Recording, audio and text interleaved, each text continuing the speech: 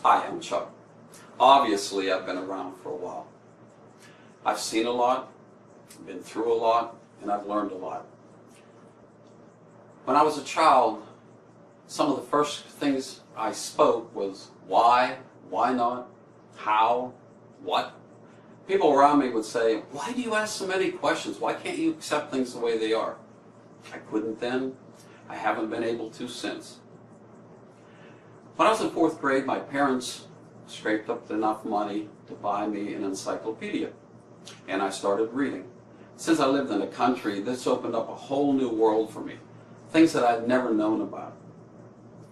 I read so much, even 5th grade, when a teacher would assign a subject, I would go home and research it, come back, and many times I would question what she was telling me, which did not go over too well.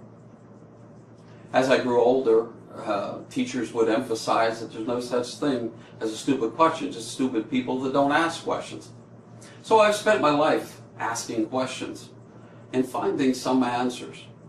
About 40 years ago, I read some obscure article that led me to believe that maybe we weren't being told exactly what's going on out there in society, in government.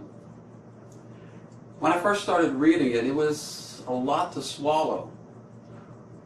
But I did, and I kept reading, and after I learned many things in the 80s and 90s, I tried to convince people, I tried to talk to people what the future was going to be. Nobody listened to me, so Crusader Rabbit put his cape in the closet. About 10 years ago, I had to take it back out because almost everything that I had worked on and thought about and researched, even when I wasn't talking to other people, is coming true. There's more going to happen. What I want to do and present in these videos, I want to approach current events, ideologies, things that you read or see that are only touched on the surface. We got to look at it at other things. Mainly, the one main thing is the historic aspect of it. Now, I know most of you out there under 40 years old had such a sanitized version of history that you know very little about what went on in this country. Much, much more than what you've ever read. I've spent years reading and studying. I don't have all the answers. I do have a lot of questions, and we're going to try to work into that situation and that we can maybe find some answers. What I want to do is present an event, show you aspects of that event, as particularly the historic aspects of it. And then we're going to try to look into the future. What's going to happen because of these events? 400 years ago, some very courageous settlers left the tyranny and totalitarianism of Europe and came over here.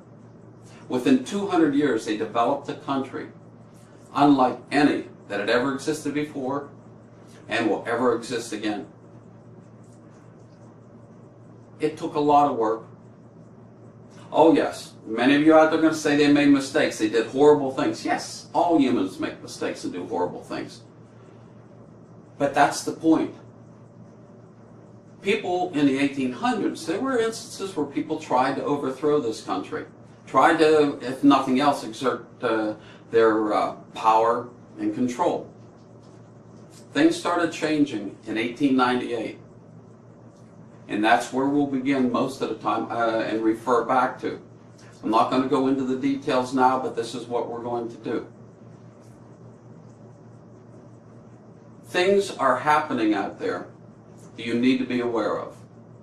It's not that people can't see the forest for the trees. Most people can't see the trees. Why? Because they work from paycheck to paycheck. They're apathetic. And I hate to say this, but most of them are kind of ignorant. They do not know what has happened and what is happening and what may be the consequences of all this.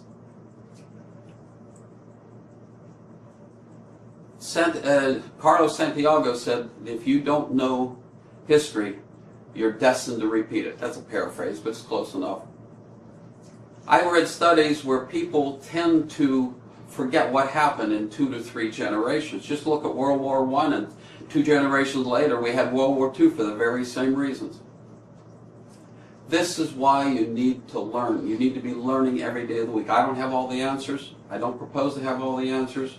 I want to present questions. I know I will step on a lot of toes. And from the extreme right to the extreme left, they're not going to like me. But that's okay.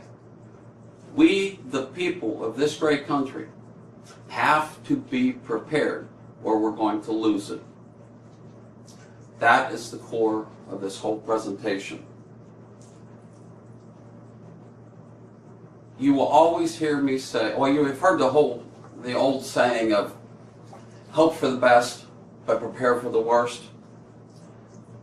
When I sign off, this is exactly what I'll say. Be well and be prepared. By watching these videos, hopefully, it will help you be prepared for what's coming. It's not dire. It's not, I mean, it can be. I actually think that if things go the way I think they are, we're in big trouble.